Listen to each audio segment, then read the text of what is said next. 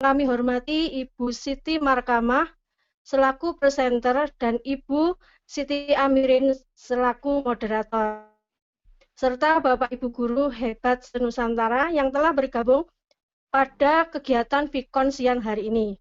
Pertama-tama, marilah kita panjatkan puji syukur atas kehadirat Tuhan Yang Maha Esa. Karena rahmat dan hidayahnya kita masih diberi bagas waras sehingga dapat mengikuti kegiatan Vikon di siang hari ini. Untuk susunan acara pada Vikon kali ini adalah sebagai berikut. 1. Pembukaan. Yang kedua, presentasi. Dan yang ketiga adalah penutup. Baik, sebelum acara ini kita mulai, di sini saya akan memperkenalkan beberapa pihak yang terlibat dalam kegiatan Vikon siang hari ini. Saya Nini Murdiati dari SMK Kosgoro Nganjuk sebagai host. Kemudian yang kedua, Ibu Siti Markamah dari SMP Negeri 1 Kaligondang Purbalingga sebagai presenter. Dan yang ketiga adalah Ibu Siti Amirin SPD MPD sebagai moderator dari SMA Negeri 3 Cilacap. Agar kegiatan Vikon pada hari ini dapat berjalan dengan lancar, marilah kita buka dengan bacaan basmalah. Bismillahirrahmanirrahim. Menginjak acara yang kedua yaitu presentasi SAC yang akan disampaikan oleh Ibu Markamah dan dipandu oleh moderator Ibu Siti Amirin. Kepada Ibu Siti Amirin saya persilahkan. Monggo. Terima kasih Bu Ninik. Assalamualaikum warahmatullahi wabarakatuh.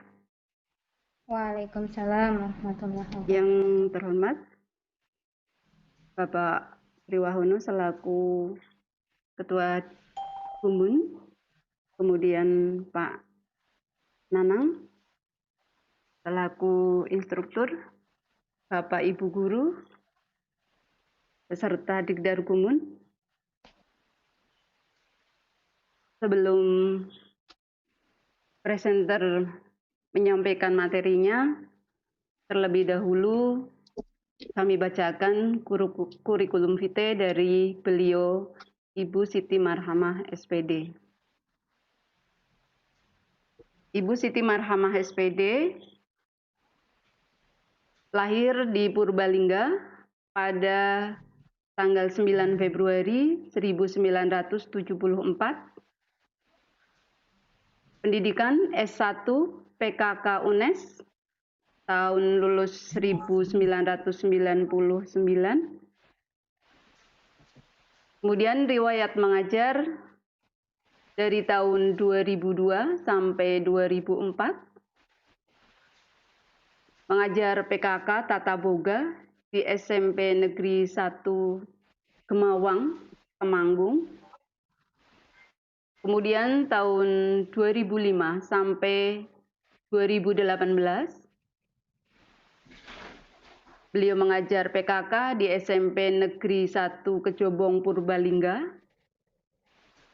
Kemudian sejak tahun 2018 sampai sekarang, mengajar PKW di SMP Negeri 1 Kaligondang Purbalingga. Demikian kurikulum vitae dari presenter Ibu Siti Marhamah SPD. Waktu sepenuhnya kesempatan ini kami serahkan ke Bu Siti Marhamah SPD, Bapak Ibu Guru, peserta Dikdar Gumun. Apabila nanti ada pertanyaan, bisa tolong disampaikan di chat bisa, atau nanti bisa langsung dengan mengaktifkan mic-nya.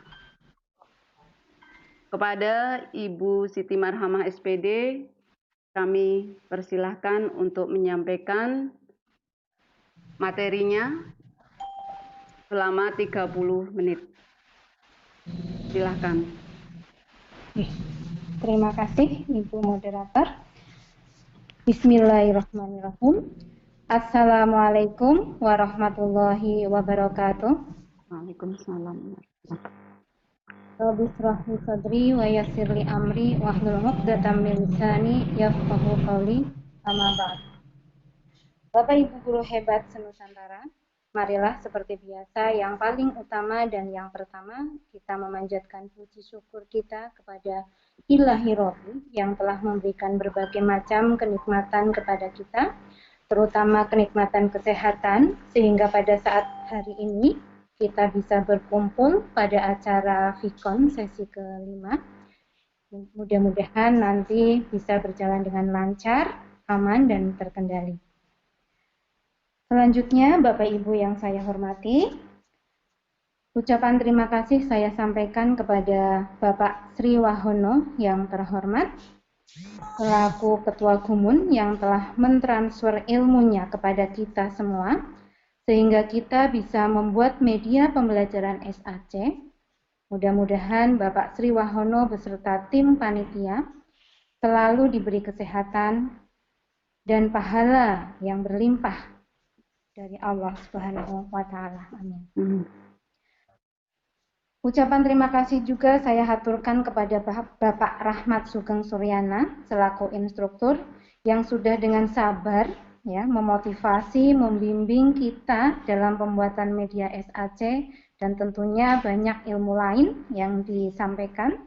Mudah-mudahan beliau juga selalu diberi kesehatan dan tentunya akan dicatat sebagai amal ibadah oleh Allah Subhanahu wa Ta'ala.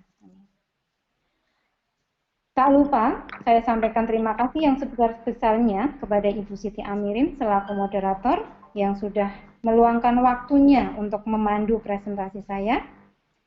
Juga kepada Ibu Nini, saya sampaikan terima kasih yang sebesar-besarnya juga sudah menyediakan room untuk saya dan teman-teman. Mudah-mudahan beliau berdua juga selalu dalam keadaan selalu diberi kesehatan, kemudian selalu diberi kenikmatan-kenikmatan yang lain, dan menjadi amal ibadah bagi beliau berdua.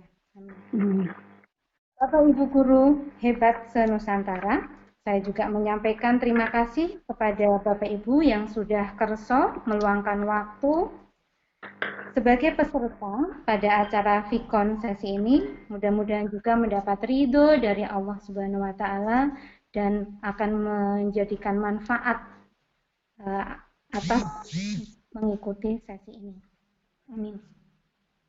Bapak Ibu hebat yang saya hormati, kali ini saya akan mempresentasikan media pembelajaran SAC dengan mengambil mata pelajaran prakarya kelas 8 semester Gasal dengan aspek kerajinan.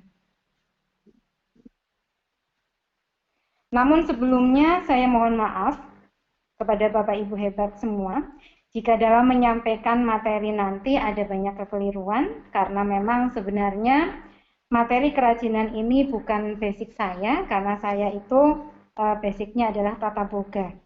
Jadi nanti mohon diberi masukan dan saran supaya bisa menambah pengetahuan bagi saya.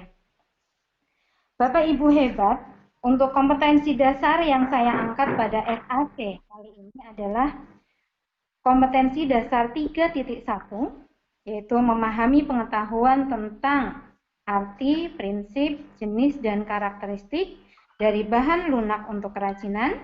Kemudian kompetensi dasar 4.1, memilih jenis bahan lunak dan jenis bahan pengemasan untuk kerajinan.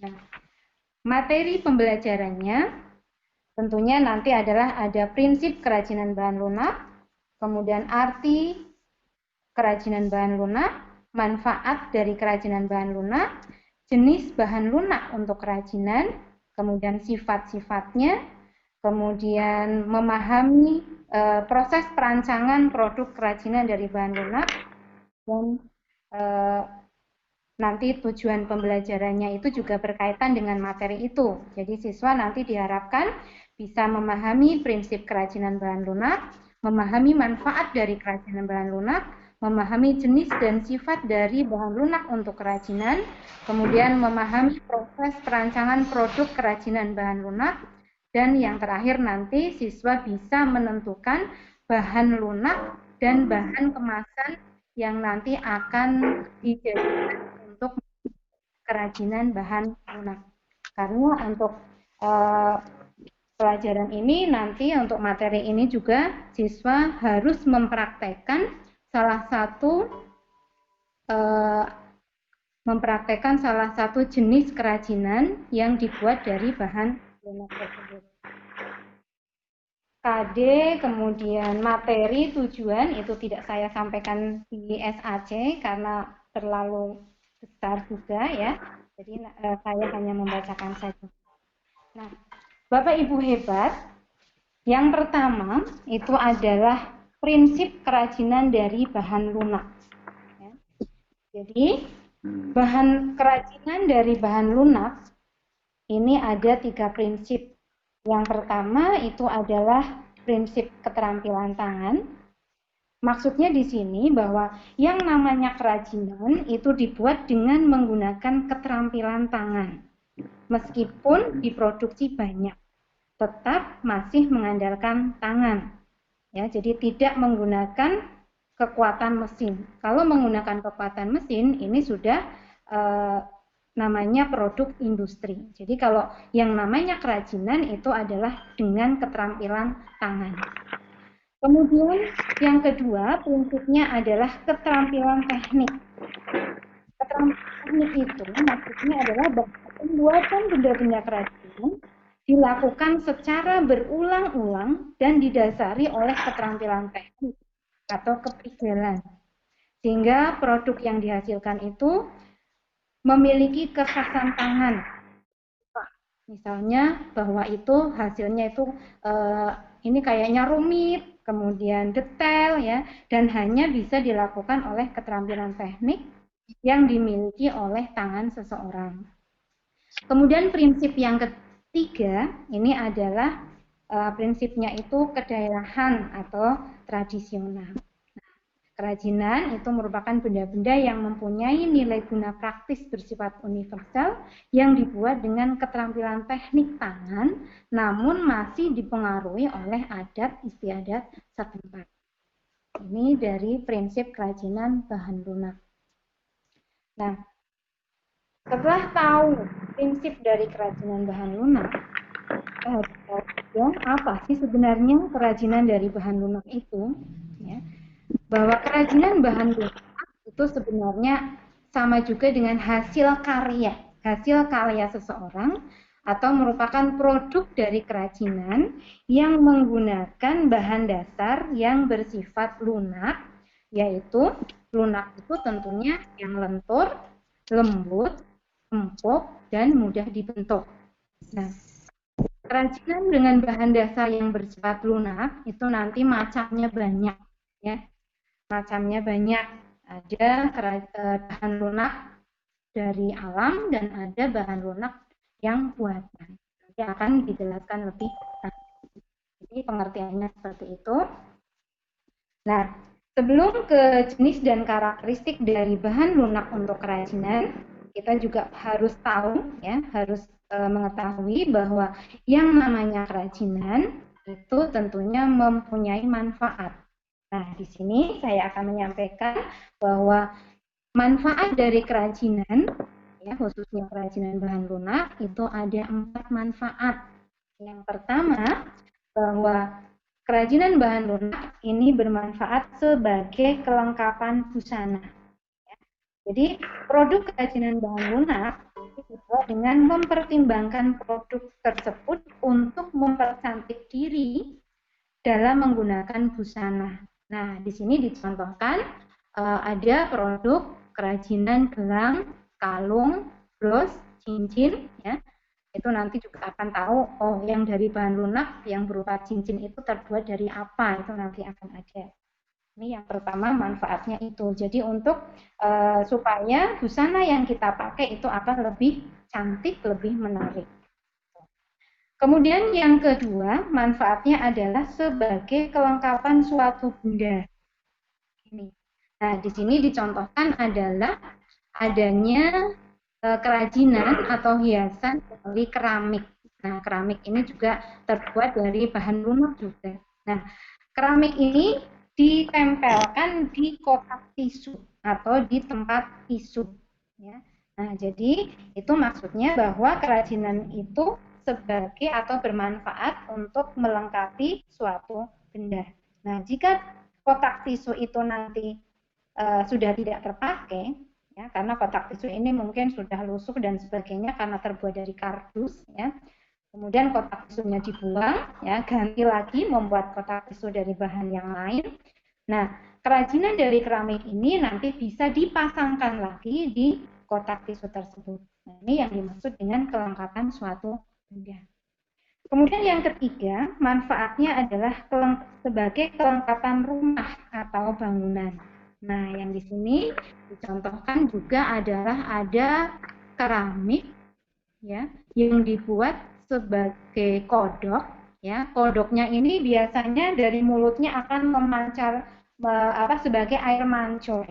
Nah, ini biasanya diletakkan di taman rumah. Nah, ini adalah sebagai kelengkapan rumah atau bangunan. Ini maksudnya contohnya itu, ya. Sebenarnya berbagai macam contoh yang lain juga ada.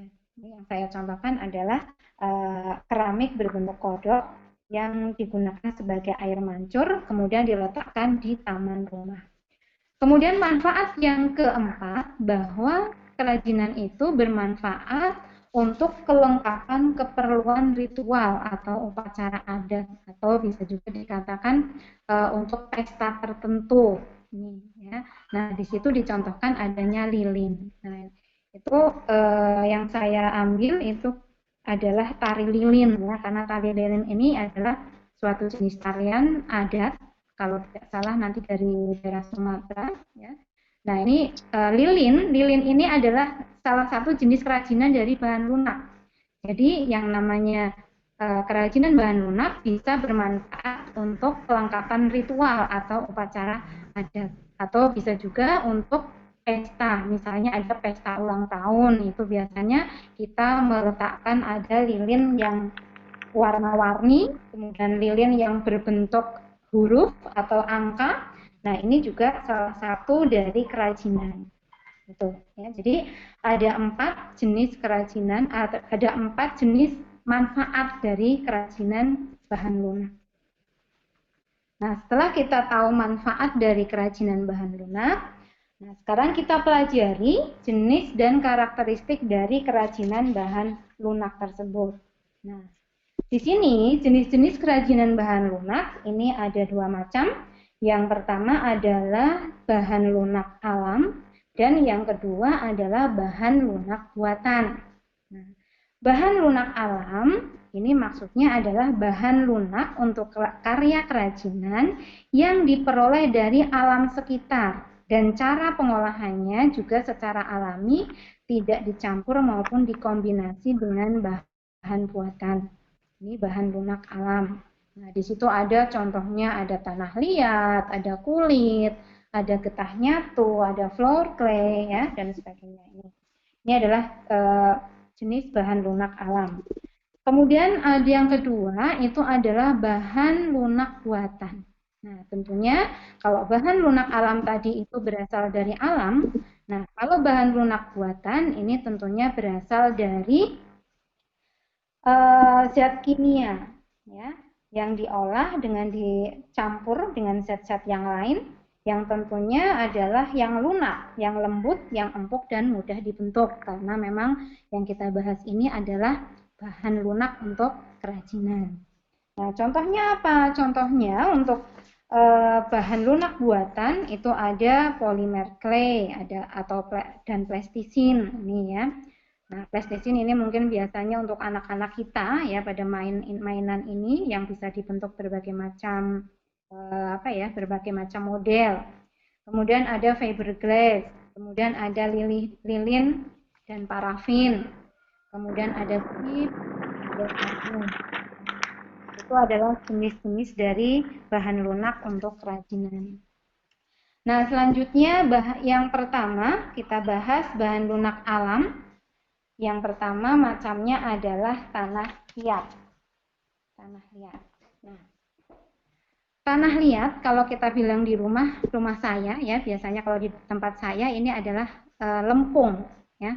Tanah liat itu sama dengan lempung, ya.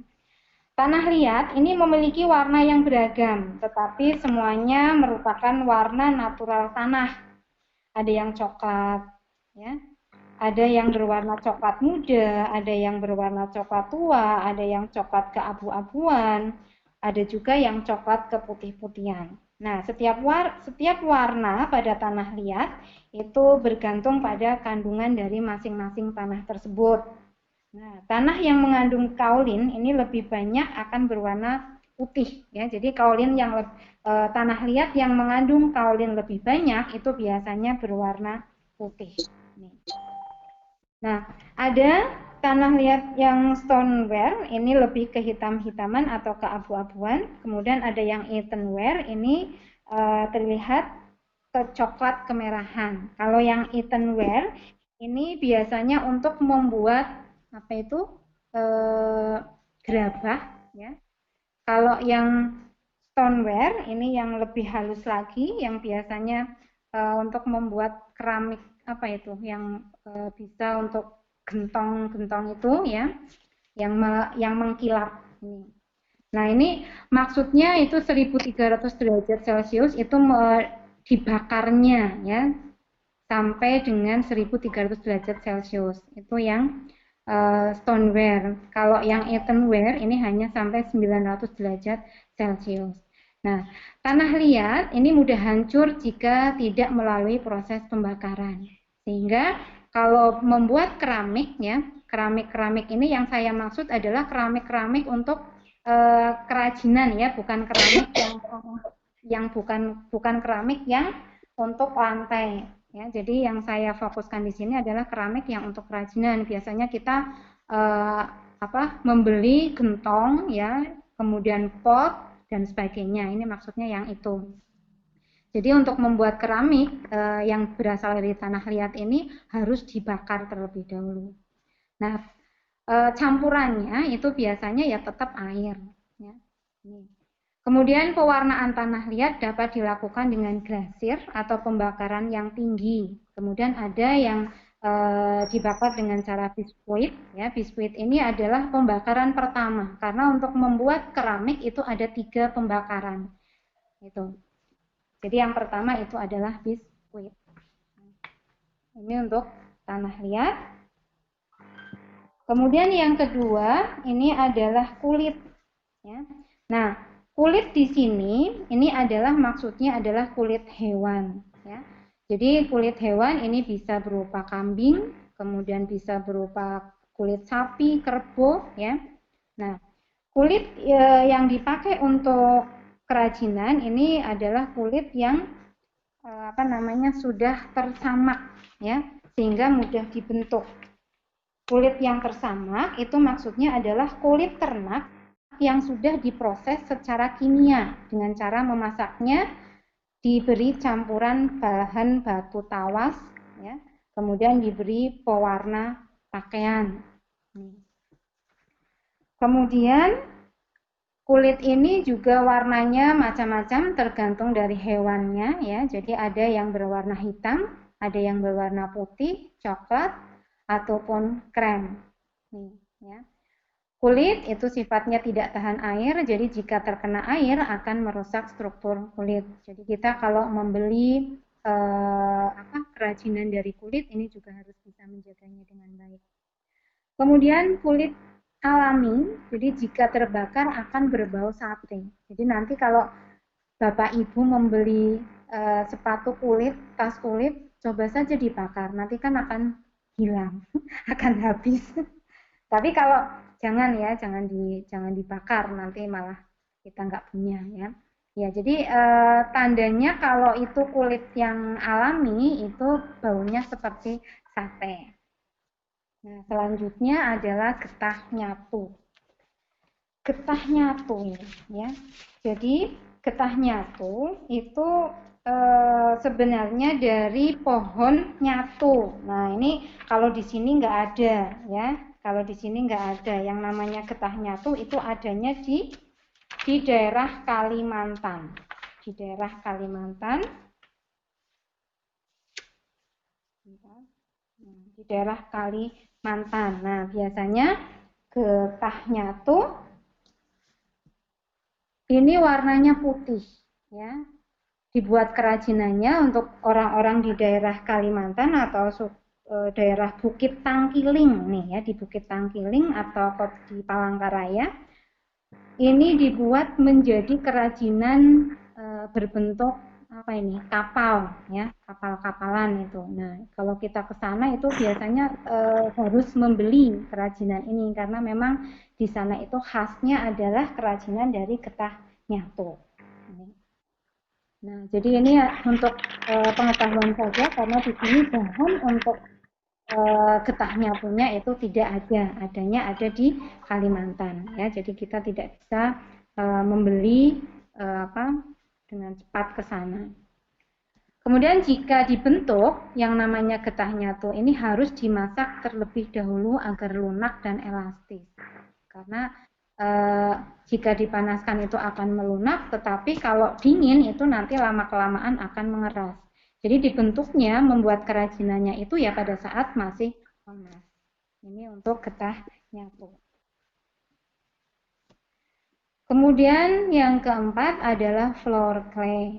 Ya, floor clay ini sebenarnya adalah adonan tepung. Ya, adonan tepung yang dilumat hingga kalis dan mudah dibentuk. Tentunya ini juga ada berbagai campurannya yang lain ya. Nanti untuk materi campuran dari floor clay dan sebagainya itu ada di KD berikutnya. Jadi di pertemuan yang akan datang. Jadi floor clay ini juga campuran yang utama itu adalah air. Nah, kerajinan dari floor clay ini tidak tahan air karena jika terkena air akan mudah rusak. Nah, itu contohnya di situ ada gambar berbagai macam kerajinan yang bentuknya kecil-kecil ya, itu adalah dari adonan tepung yang ada di dapur kita. Nih. Pewarnaan floor clay ini dapat dilakukan dengan pewarna makanan atau sintetis agar muncul warna-warna cemerlang. Ini yang floor clay. Ya, itu ada 4 macam bahan lunak alam ya yang sudah kita pelajari. Kemudian selanjutnya kita mempelajari tentang bahan lunak buatan. Tadi sudah dikatakan bahwa bahan lunak buatan itu ya tentunya kebalikannya dari bahan lunak alam ya. Jadi bahan lunak buatan ini adalah suatu bahan yang diolah manusia dari bahan kimia dan paduannya, bukan asli dari alam. Ini bahan lunak buatan. Yang pertama ada polimer clay dan plasticine ya. Mungkin Bapak Ibu kalau yang guru kimia, Bapak Ibu guru kimia mungkin tahu polimer clay ini ya. Kemudian kalau plasticine ini mungkin kita yang punya anak-anak ya biasanya minta plasticine untuk dibentuk dengan berbagai macam jenis ya. Ini juga salah satu bahan lunak ya yang bisa dibuat untuk kerajinan. Polimer clay dan plasticine ini memiliki ciri-ciri yang serupa ya, memiliki aneka warna yang cerah dan bertekstur lunak. Polimer clay tidak mengandung minyak, tapi plasticine ini mengandung minyak. Jadi ini perbedaannya antara polimer clay dan plasticine. Pada saat pengiringan, polimer clay dapat mengeras, sedangkan plasticine tetap seperti semula karena memang mengandung minyak. Ini polimer clay dan plasticine. Nah, di situ ada gambar contoh macam-macam kerajinan yang dibuat dari polimer clay atau plasticine. Selanjutnya ada fiberglass. Ya, ini fiberglass ini termasuk juga bahan lunak buatan. Ya. Memiliki struktur cair dan jika mengering akan mengeras. Kemudian dapat dibentuk ketika setengah mengeras. Ya. Jadi sebelum keras itu dibentuk. Ya. Kemudian dibuatnya ini dengan cara dicetak atau dicor. Jadi tidak tidak menggunakan tangan langsung.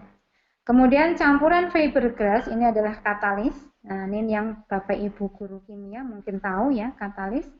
Katalis inilah yang membuat fiberglass cepat mengeras. Pewarnaan fiberglass dilakukan saat masih keadaan cair maupun saat bahan mengering. Kemudian fiberglass tahan lama dan kuat, ya. Kemudian wujudnya bening, sebening kaca atau air. Nah, selanjutnya bahan lunak buatan, ya, ini ada lilin dan parafin. Ini sebenarnya hampir sama, ya. Lilin dan parafin ini sebenarnya hampir sama. Ini wujudnya padat, namun jika dipanaskan akan mencair. Bapak Ibu, saya yakin sudah pirsa lilin semua ya, karena kalau kita mati lampu itu lilin mesti kita cari. Nah, pengolahannya dilakukan dengan cara cetak dan cor juga. Ini ya, jadi tidak dibentuk dengan tangan. Kemudian pewarnaannya dilakukan saat lilin mencair. Ya, kita panaskan langsung diberi pewarna. Ya, biasanya untuk pewarna lilin ini menggunakan pastel itu ya, atau krayon itu yang biasa untuk melukis anak-anak kita. Dapat dicampur dengan aroma pewangi, ya, sehingga bisa menambah sensasi aroma yang sangat luar biasa. Lilin atau parafin ini juga lelehannya yang terbuang itu nanti bisa dipanaskan kembali dan bisa dicetak kembali. Kemudian yang selanjutnya ini adalah kip, ya. Kip ini sama juga dengan kip untuk bahannya sama dengan kip untuk rumah kita ya, biasanya untuk atap itu ya, untuk ini menggunakan kip ya. Nah, wujud bahan kip ini bubuk biasanya dicampur dengan air menjadi adonan yang kental. Adonan ini juga akan mengeras jika didiamkan. Mengolah kipnya ini juga harus dengan cara dicor atau dicetak. Kemudian pewarnaan kip biasanya setelah produk jadi seperti dicat itu. Kip juga mudah pecah sehingga harus berhati-hati saat berkarya dengan bahan kip ini. Mohon maaf Bun Amarhamah. 1 menit lagi. Satunya untuk presentasi bisa itu. Monggo dilanjut. Oke, sebentar.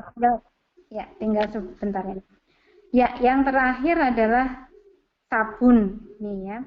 Sabun ini juga kita sudah tahu semua. Sabun walaupun bisa untuk mandi ya, untuk membersihkan tubuh kita, ini juga bisa dibuat menjadi suatu kerajinan. Wujudnya padat ya, sehingga dapat langsung diukir saat padat. Nih, sabun dapat pula diparut atau dihaluskan dan dibuat seperti floor clay ya ini. Kemudian sabun yang didiamkan akan mengeras. Pewarnaan sabun dilakukan dengan mempertahankan warna sabun itu sendiri atau dapat pula ditambah dengan warna yang lain saat sabun itu dibuat adonan. Nah, ini anak-anak biasanya memilihnya untuk membuat kerajinan itu adalah yang paling gampang, itu sabun sama lilin. Ini yang bisa terjangkau oleh anak-anak. Nah, selanjutnya adalah proses kerajinan produk kerajinan bahan lunak. Ini harus mempunyai syarat-syarat perancangan. Jadi tidak hanya sekedar membuat begitu saja, tetapi ada 5 syarat perancangannya. Yang pertama adalah kegunaan. Ya, jadi benda kerajinan ini harus mengutamakan nilai praktis, dapat digunakan sesuai dengan fungsi atau kebutuhannya.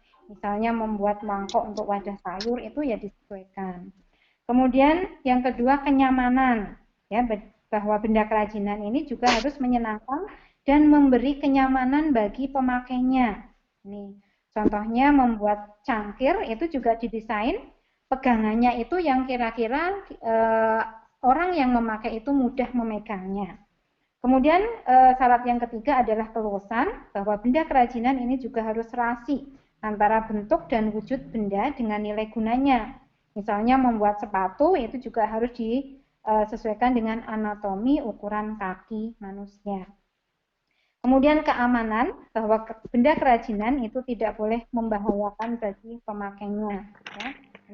Yang kelima itu adalah keindahan. Nah, ini pasti bahwa yang namanya kerajinan itu mesti harus indah, mempunyai daya tarik lebih dibanding benda-benda biasa yang lain.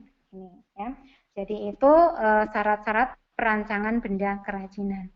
Nah, kemudian pada saat mau merancang suatu kerajinan, kita itu harus yang pertama itu menentukan bahannya dulu. Kita harus sudah menentukan bahannya. Misalnya mau membuat sabun, ya berarti saya harus sudah menentukan bahan sabun. Nah, setelah menentukan bahan, kita harus mencari ide atau dari berbagai sumber, misalnya dari internet atau dari YouTube. Oh ya, saya mau membuat sabun untuk dibuat kerajinan menjadi bunga misalnya. Nah, kita harus bisa mencari idenya itu dari berbagai sumber, bisa dari internet, ya, YouTube dan sebagainya. Nah, setelah itu membuat sketsa karya. Nah, membuat sketsa karya ini tidak hanya satu gambar, tetapi juga bisa beberapa, nanti langsung menentukan sketsa yang terbaik salah satu. Kemudian setelah membuat sketsa, ya, kita kumpulkan alat dan bahannya, baru nanti membuat suatu produk kerajinan. Nah, setelah jadi produknya dibuat, kita evaluasi, kemudian setelah dievaluasi kita pandang-pandang, oh kerajinan ini kok kayaknya kurang halus dan sebagainya. Nah, kita revisi produk yang kita buat tersebut. Nah, ini proses perancangan benda kerajinan. Nah, ini kemasannya. Kemasan produk kerajinan ini adanya pengemasan produk, itu tujuannya adalah membuat produk kerajinan supaya tahan lama dan terlihat lebih menarik.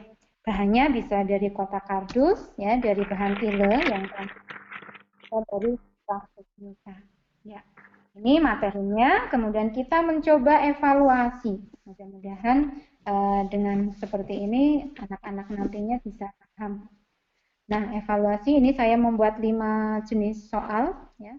Nah, yang pertama itu langsung saja, ya, ini jawabannya itu adalah prinsip tradisional. Kita klik yang prinsip tradisional. Kemudian yang kedua bahwa flower clay itu adalah bahan alam yang dapat dibuat aneka macam benda kerajinan yang mempunyai sifat.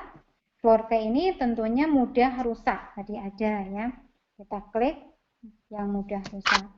Kemudian yang ketiga, ini jawaban yang benar, ya. Jadi polimer dan plastisine memiliki aneka warna yang cerah, teksturnya padat dan lunak. Polimer tidak mengandung minyak, sedangkan plastisine mengandung minyak.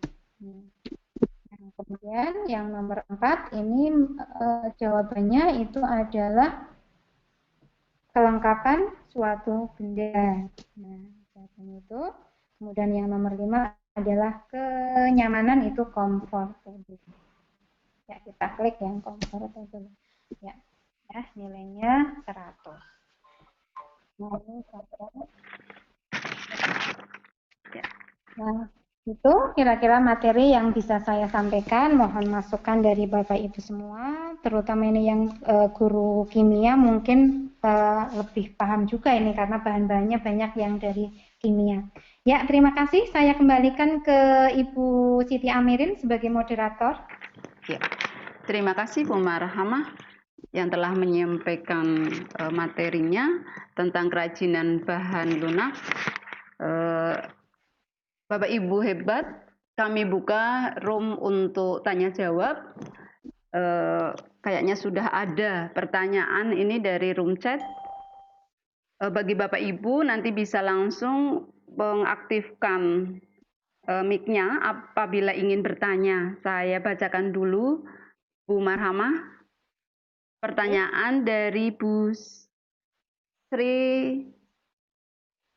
Ya, pertanyaan dari Bu Sri ini. Iya, Sri Ro siapa Bu ini Bu? Sri dari Bu Sri, ya. Oke, pertanyaan dari Bu Sri. Ini bagaimana cara atau teknik mengajarkan ke peserta didik yang tunanetra. Bu Sri ini tertarik dengan materinya, namun mungkin bingung dengan bagaimana teknik mengajarkannya ke peserta didik dari Bu Sri ini yang tunanetra. Monggo Bu Marhamah. Terima kasih Bu Sri. Ini pertanyaan yang sangat bagus. Tapi nah ini mungkin kalau tunanetra ini menurut saya ini langsung kepada prakteknya, ya. Kalau siswa saya itu alhamdulillah tidak ada yang tunanetra, itu biasanya kalau langsung praktek untuk pembuatan keramik itu saya bawa ke ke pabrik keramik, ya, ke pabrik keramik. Tapi untuk yang tunanetra, saya belum pernah mempunyai siswa yang tunanetra ini, ya. Jadi saya agak kebingungan juga. Maaf Bu Sri ini ya yang menanyakan. Jadi kayaknya juga bisa dibawa langsung ke pabriknya ini, ya. Jadi yang diharapkan memang dari pelajaran prakarya ini terutama itu adalah siswa itu terampil bisa membuat sesuatu. Ya. Jadi kalau hanya sekedar pengetahuannya ini kan bisa seperti ini, ya. Tapi untuk tampilnya itu biasanya langsung saya bawa ke pabriknya kalau yang keramik. Nah, kalau coba mungkin Bapak Ibu yang lain bisa menjawab lewat chat atau gimana, nggih? Saya terang mohon maaf Bu Sri, ini saya agak kebingungan ini untuk yang pertanyaan Ibu Sri. Mohon maaf ini Bu Sri. Mungkin kalau saya sendiri ya Bu, kalau tunanetra itu kan tidak, nyuwun sewu, tidak, penglihatannya itu tidak berfungsi. Mungkin materi ini yang tunarungu ya Bu, itu mungkin bisa karena masih bisa melihat, mungkin masih ini. Dan ini berhubungan dengan ada pemanasan, ada pewarnaan gitu. Yang buta warna saja mungkin kesulitan dengan teknik ini gitu. Mungkin dari ibu yang lain ada masukan, silahkan. Di sini kita berdiskusi, mungkin bisa juga ada yang mau memberi masukan bagaimana caranya, bisa langsung mikrofonnya diaktifkan atau mungkin bisa dengan cara chat. Begitu Bu Sri, mohon maaf mungkin jawabannya karena kita belum pernah mengalami hal ini di sekolah yang luar biasa begitu, jadi mungkin belum memuaskan Bu Sri. Mungkin Bapak Ibu bagaimana nggih Bu Sri, ini bagaimana untuk jawabannya? Saya terus terang mungkin belum memuaskan nggih Bu Sri. Karena memang ini adalah keterbatasan dari kita. Mungkin Bu Ninik mungkin bisa ikut membantu. Nggih, nyuwun sewu. Mungkin awalnya untuk meracik-racik kita bisa membantu peserta didik ya. Untuk pembentukan mungkin kita mendampingi pelan-pelan.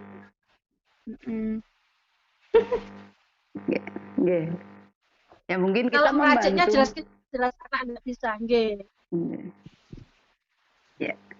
Mungkin Bapak Ibu ada pertanyaan yang lain, monggo kami buka lagi yang berikutnya.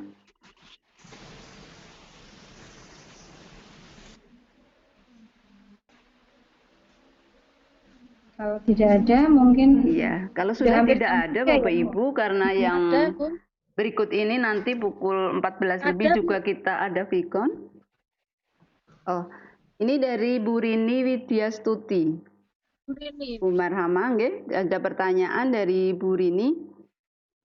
Selama ini hasil dari praktek siswa, tindak lanjutnya seperti apa? Apakah sudah layak dijual atau bagaimana? Ini pertanyaan dari Bu Rini Widyastuti, Bu Marhamah. Ya, terima kasih Bu Rini. Ini sama-sama dari Purbalingga.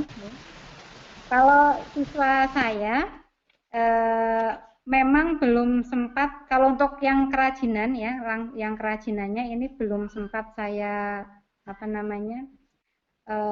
jual belikan. Tapi sebenarnya ya untuk pembuatan kerajinan tidak hanya yang dari bahan lunak, itu untuk siswa saya sebenarnya sudah bisa dipasarkan, dan biasanya Bapak Ibu guru yang tertarik. Jadi biasanya hanya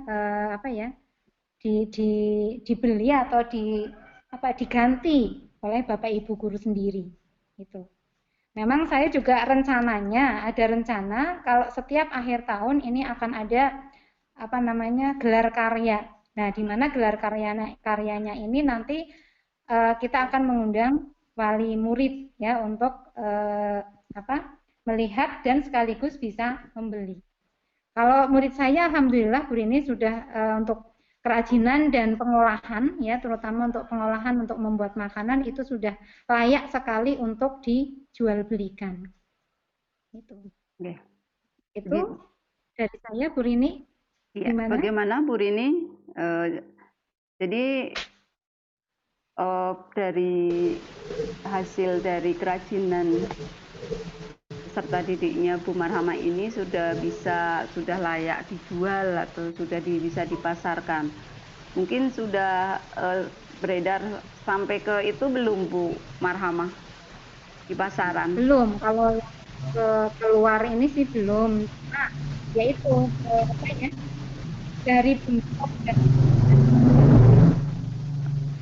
maksud saya seperti itu. Ya, jadi ini sudah layak namun belum mencoba untuk dipasarkan, Ibu. Ya, betul. Ya. Begitu Bu Rini. Untuk yang apabila mungkin masih ingin bertanya, kurang puas, bisa monggo diaktifkan mikrofonnya. Ya. Ya. Bapak Ibu, masih ada pertanyaan atau tidak?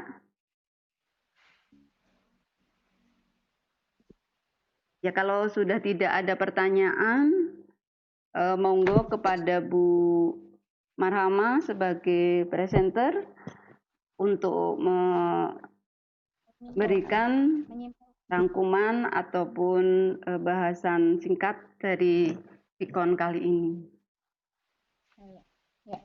Terima kasih Ibu Amirin. Ya, jadi dari rangkuman materi hari ini, yang pertama bahwa kerajinan dari bahan lunak ini merupakan produk kerajinan yang menggunakan bahan dasar yang bersifat lunak, yaitu yang lentur, lembut, empuk, dan mudah dibentuk. Kemudian bahan lunak ini ada dua macam, bahan lunak alam dan bahan lunak buatan. Bahan lunak alam ini adalah bahan yang berasal dari tumbuhan dan hewan atau lapisan bumi yang bersifat lunak. Kemudian bahan lunak buatan ini adalah sesuatu yang diolah oleh manusia dari bahan kimia dan campuran yang lain, bukan asli dari alam, dengan maksud mendapatkan efek duplikasi bahan alam dan bersifat lunak. Beragam benda kerajinan dari bahan lunak alam dan bahan lunak buatan dapat diciptakan dan dibuat berdasarkan bentuk dan bahan yang digunakan. Ya. Jadi bahan-bahan yang bisa dibuat itu bahannya dari tanah liat, bisa dari getah nyatu, dari plastisin, polimer clay, parafin, dan sebagainya. Kemasan merupakan wadah sebuah produk kerajinan yang dapat melindungi produk, memudahkan penggunaan produk, memperindah penampilan produk, dan meningkatkan nilai jual sebuah produk. Ya. Demikian rangkuman materi hari ini. Mudah-mudahan Bapak Ibu bisa puas, ya walaupun tidak puas ya tidak apa-apa, karena memang ini yang bisa saya sampaikan. Akhirnya saya mohon maaf dalam penyampaian ini banyak kekeliruan dan kesalahan yang saya buat. Akhirul kata, Assalamualaikum warahmatullahi wabarakatuh. Kembali ke wabarakatuh.